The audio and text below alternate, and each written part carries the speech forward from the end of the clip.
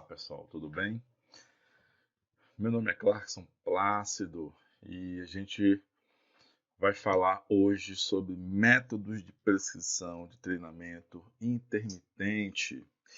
Então hoje o que eu vou conversar com vocês é sobre alguns modelos que estão relacionados com estratégias de prescrição de treinamento intermitente, com foco aí no exercício intervalado de alta intensidade. E vamos falar também de alguns modelos matemáticos. Então, diante dos diferentes critérios que nós temos hoje disponíveis para prescrever o treinamento intermitente, eu vou selecionar um método para poder desenvolver os modelos matemáticos para que vocês percebam a estrutura de construção desse método de treinamento a partir de um dado critério, ok? Então a gente vai começar batendo o nosso papo hoje, primeiro falando sobre a lógica da estrutura dos métodos de prescrição de treinamento intermitente, visto que são métodos que estão sendo bem utilizados nos dias atuais. Nós já sabemos das prerrogativas da utilização desse método, sobretudo no que diz respeito à utilização dessa estrutura para diferentes tipos de objetivos, lembrando que, do ponto de vista das evidências científicas, quando a gente compara com o método contínuo, a superioridade do método intermitente ele está muito relacionado principalmente com a melhoria da capacidade cardiorrespiratória.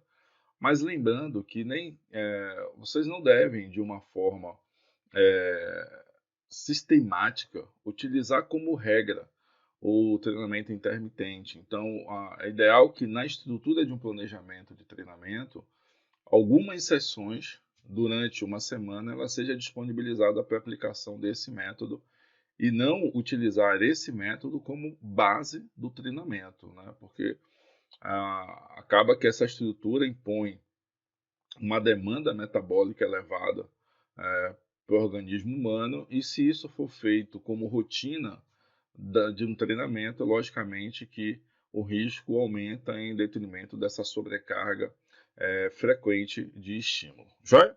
Então, a gente vai falar um pouco sobre as variáveis do treinamento intermitente, e é muito importante bater nessa tecla, visto que no treinamento intermitente nós temos diversas possibilidades de fazer ajuste da carga de treinamento. E isso nos dá uma ideia do potencial desse método, sobretudo para uma coisa que nós chamamos comumente de progressão de estímulo ou progressão da carga de treinamento.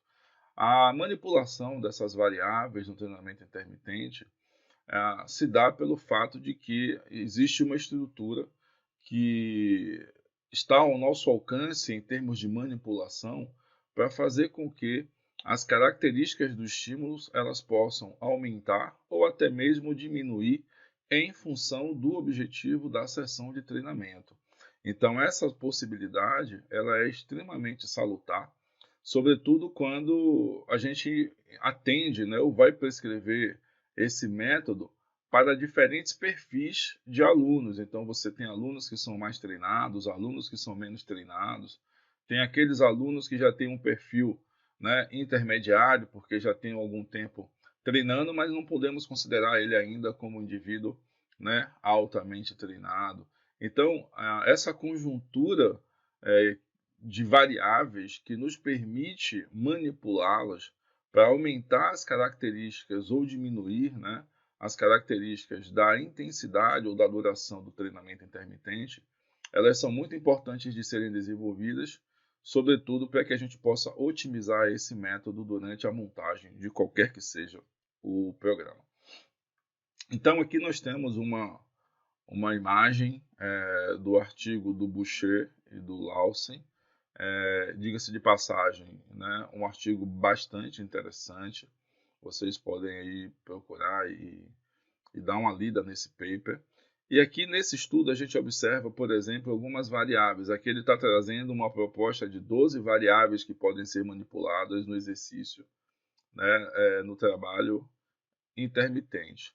É lógico que se a gente observa da variável 1, a variável 1 a variável 8, são as variáveis que estão intimamente relacionadas com o trabalho propriamente dito, trabalho intermitente.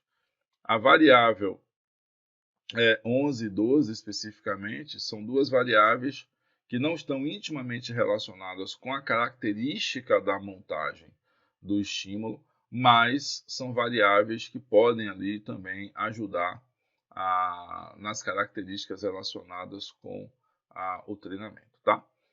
Eu falei, na verdade, até a 8, mas até a 10, né? A gente tem aqui uma prerrogativa específica da elaboração do programa, ok? Então vamos lá. Então observem que ele traz uma estrutura onde nessa estrutura eu tenho, primeiro, a intensidade. Então essa linha aqui vertical, ela denota a intensidade, que pode ser prescrita a partir de diferentes variáveis, como o percentual do VO2 máximo, como o percentual da VVO2 máximo, como pela percepção subjetiva de esforço, pelos limiares ventilatórios, limiares metabólicos, como o limiar de lactato, então pela própria frequência cardíaca. Então observe que dentro dessa estrutura, a intensidade ela pode ser prescrita levando em consideração diferentes critérios que precisam ser logicamente mensurados para que se estabeleça um valor relativo que caracterizará essa intensidade dentro do exercício intermitente. Aqui nós já temos a duração desse trabalho, então a duração ou tempo do trabalho, né, do esforço, aqui na fase de recuperação. Então essas duas estruturas dão a entender que estão relacionadas com a fase de recuperação, e aqui eu tenho que a intensidade da fase de recuperação, e aqui eu tenho a duração desse intervalo de recuperação. Então, do item 1 ao item 4, observe que eu tenho as características peculiares, a intensidade e a duração do trabalho intermitente. Isso aqui configura, por exemplo, um único estímulo dentro das respectivas das séries, né, do trabalho intermitente. Então, se a gente passar aqui agora para o número 5, eu tenho que a soma desses conjuntos que envolvem o tempo de trabalho com a fase de recuperação, eu terei as séries, ou número de séries que serão executados dentro da sessão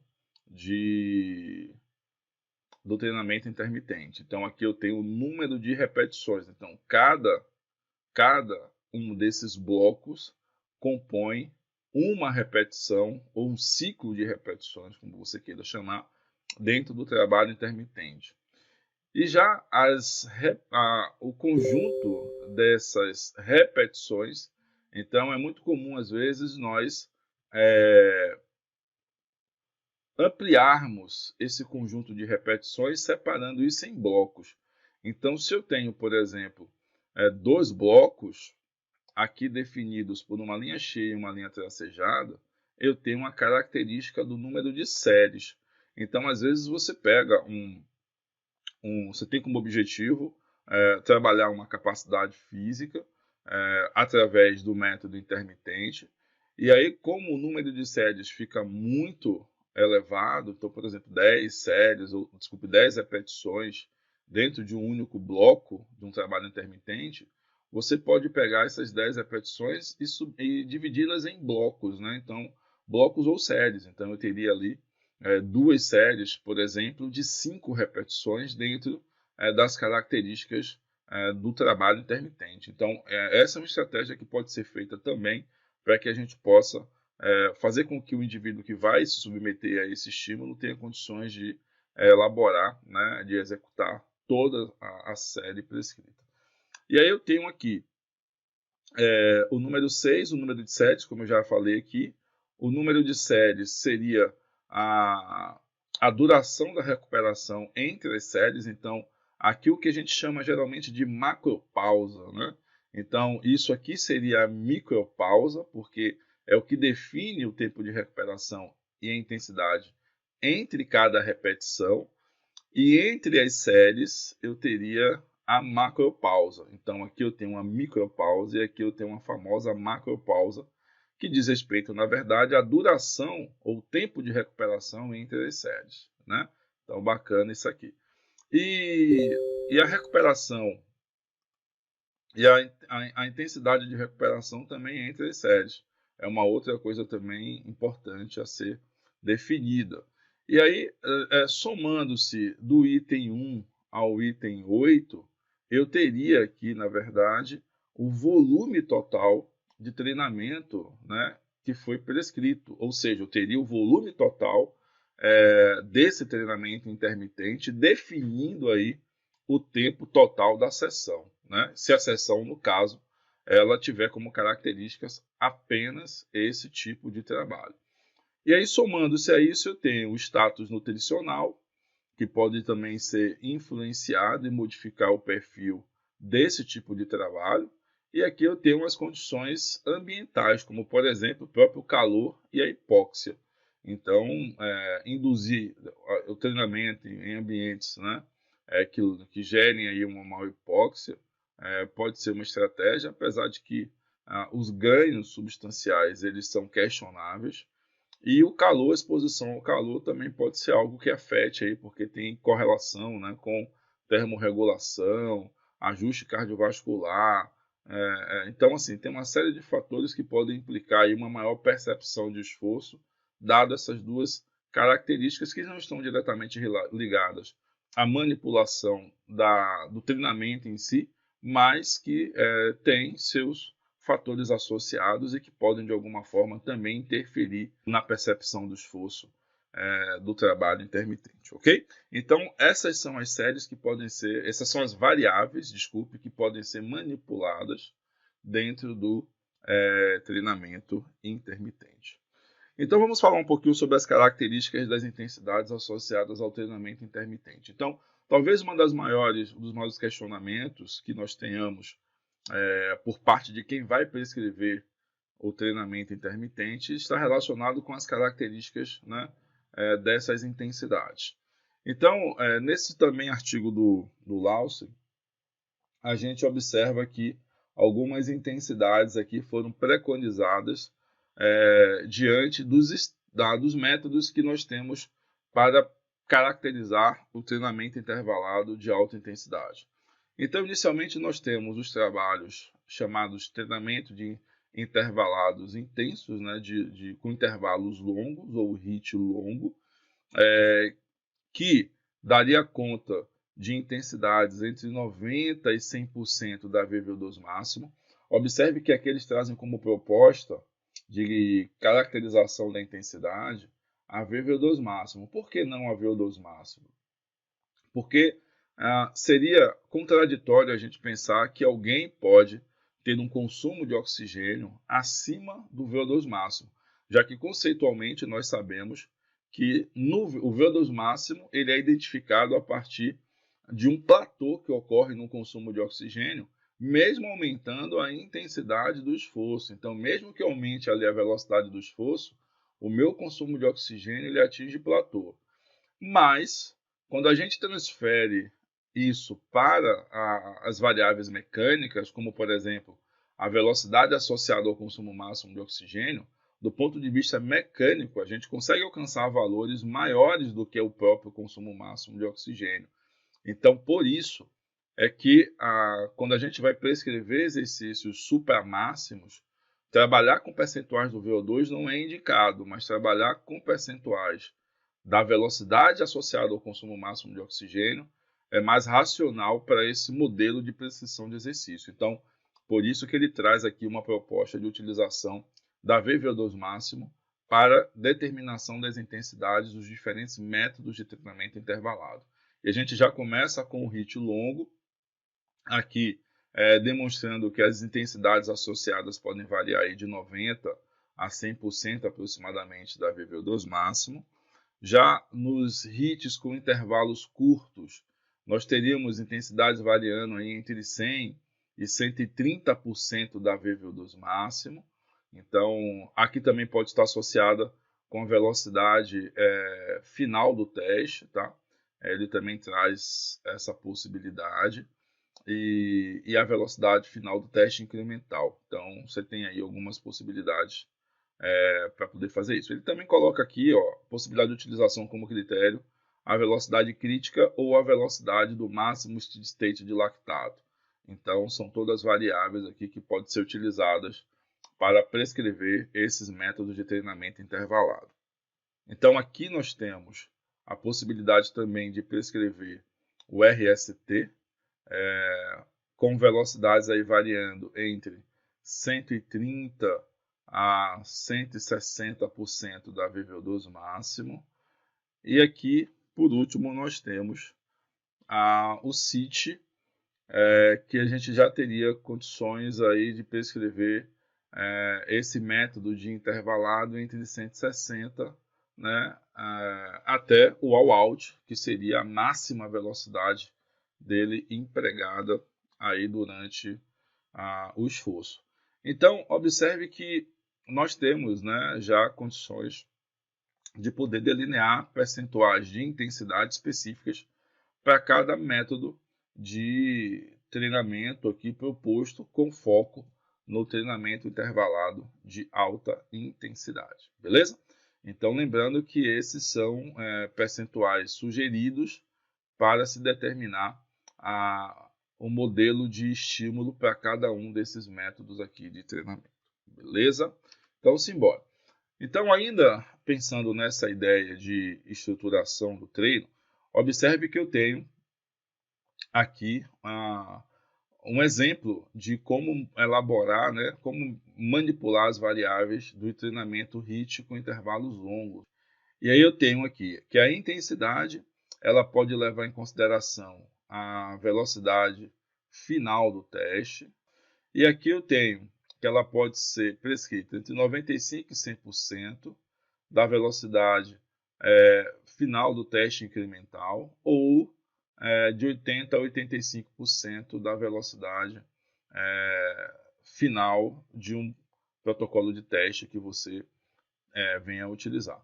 E aí eu tenho, por exemplo, em termos de duração, pode ser feito entre 2 e 5 minutos. E aqui eu tenho a intensidade.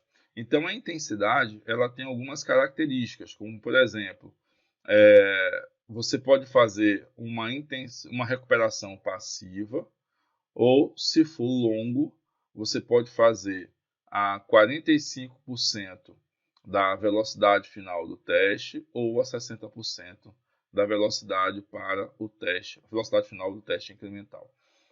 Em termos de duração desse intervalo, como o próprio nome diz, né, um intervalo longo, você pode aí preconizar uma duração entre 1 e 4 minutos de duração, ok? Lembrando que, como critério para determinação dessas intensidades, você também pode utilizar percentuais do VO2 máximo, velocidade crítica, potência crítica e máximo steady state de lactato. São as principais variáveis utilizadas aí para determinar os percentuais de intensidade do treinamento intermitente. Beleza? Então, dando continuidade, a gente tem agora os modelos para HIIT com intervalos curtos ou short intervals. E aqui nós temos que, observe que a intensidade já aumenta em relação ao HIIT longo, já vai para 90% a 105% ou de 100% a 120%.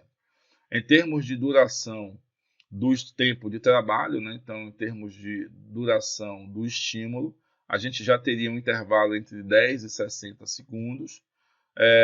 Curto, recuperação curta, passiva, e se for longo, a 45% ou a 60%. Você vê que não varia muito em relação à intensidade do HIIT longo.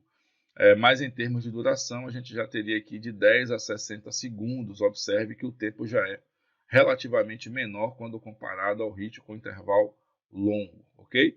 Então, essa já seria uma estrutura aí, sugestiva para os HIITs com intervalos curtos. Aqui nós temos o Repeat Sprint Training, o RST, onde a intensidade já está sendo preconizada aqui para o all-out. Então, O all out significa que é a máxima velocidade alcançada por esse indivíduo. Em termos de duração do esforço, de 3 a 10 segundos, lembrando que em velocidade máxima, tá? A capacidade de sustentação desse indivíduo ela vai cair substancialmente. Então, por isso que intervalos entre 3 e 10 segundos. Já em termos de intensidade para recuperação, pode variar de 45% a 60%. E a duração dessa recuperação pode variar aí de 15 a 60 segundos. Então, de fato, é um tipo de estímulo que realmente o intervalo de recuperação é bem curto, tá? E por último, nós temos o Sprint Interval Training, que também a intensidade ela direciona para o all out, então velocidade máxima que possa ser alcançada. Em termos de duração do esforço, 20 a 30 segundos aproximadamente. Em termos de recuperação, observe que ele já sugere uma recuperação passiva. Então aqui o indivíduo realmente ele usa da estratégia de ficar ali parado logo após o estímulo, com um tempo de duração de 1 a 4 minutos, tá? A ideia aqui é que exatamente quanto mais próximo de 4 minutos você puder permitir essa recuperação melhor, sobretudo para que haja a ressíntese da via ATP-CP, sobretudo para que esse indivíduo seja capaz de realizar os estímulos subsequentes com eficiência mecânica. Se o intervalo for muito curto nesse método aqui de treinamento, provavelmente esse indivíduo ele vai gerar uma fadiga precoce, exatamente pela essa diminuição das vias ATP-CP com subsequente incapacidade de ressíntese dessa via, ok? Então isso é interessante. E aqui nós já temos uns quadros de resumo, né? Então os quadros aqui que trazem os resumos em relação à estrutura desses modelos de treinamento. Então ele tem aqui o CIT, ele tem o RST, tem um método de treinamento que eu não foquei aqui, mas é que ele chama de Game Based Training, um treinamento baseado em jogos. Você tem um HIIT com intervalos longos e o HIIT com intervalos curtos. Então, em relação à duração, eles sugerem que o CIT, né, acima de 20 segundos, aqui é o Work Duration, né, a duração do trabalho, aqui é o Work. Aqui eu tenho um RST, tempos acima de 4 segundos, ou maior que 30 metros, ou dois estímulos de 15 metros. Já o Game Based Training, acima de 2 a 3 minutos. HIIT longo, 2 a 3 minutos. E o HIIT com intervalos curtos, tempos de trabalho aí maior ou igual a 15 segundos. Em termos de intensidade do trabalho, o Work Intensity, ele já tem all out e all out para o CIT RST. Para o Game Based Training, ele sugere aqui a utilização da percepção de esforço, escala CR10, com valores autorreferidos acima de 7, HIIT longos acima de 95% da VVO2 máximo, e HIIT com intervalos curtos entre 100 a 120% da VVO2 máximo, ou 85 a 105% da velocidade final de um protocolo de teste, tá?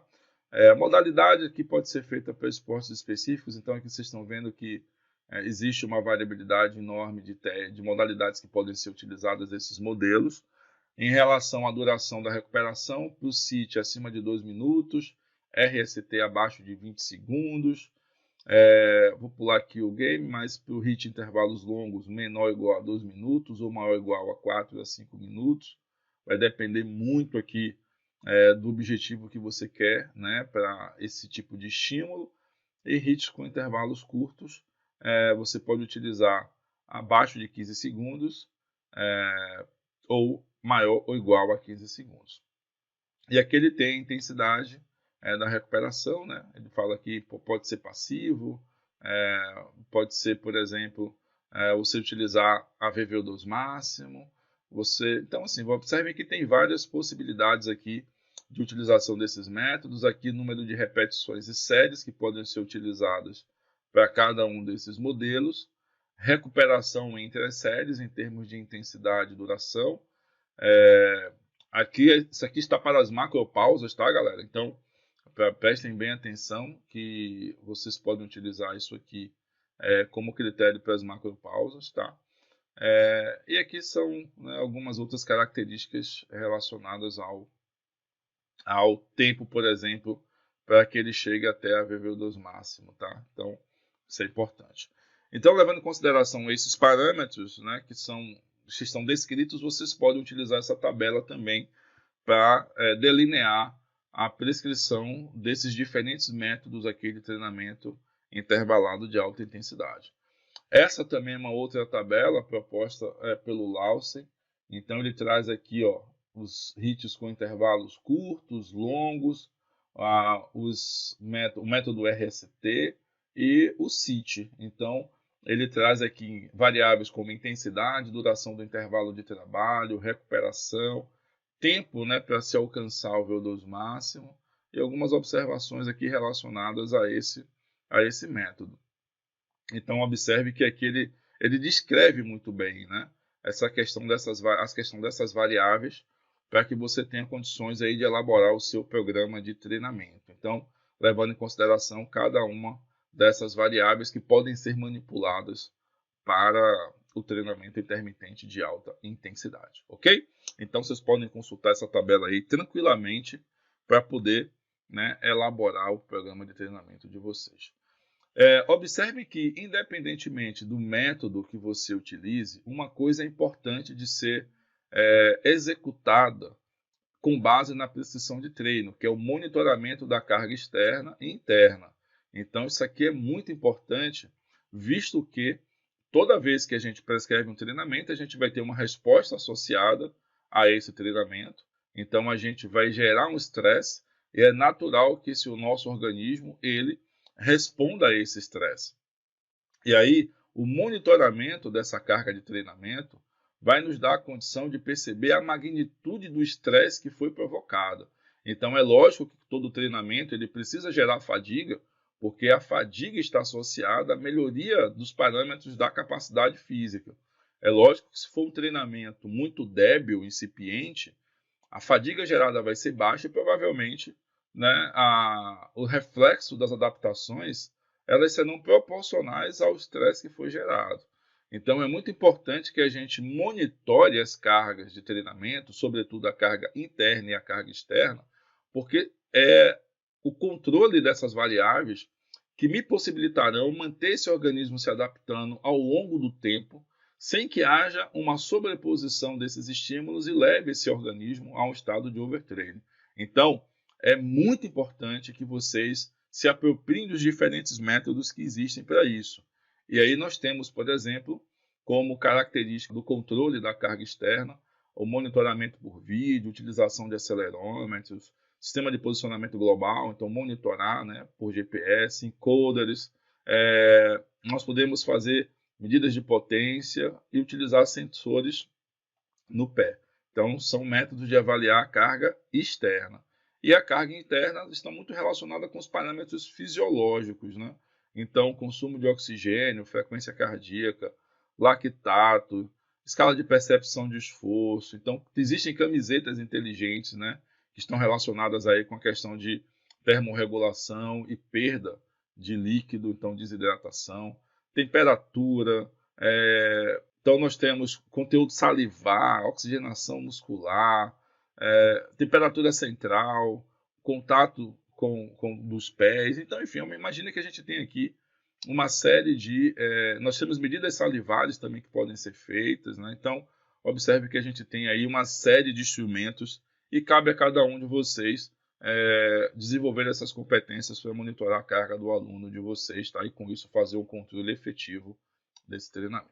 Então, com isso, eu quero agradecer a todos. Um grande beijo. Espero que vocês estudem e gostem desse material.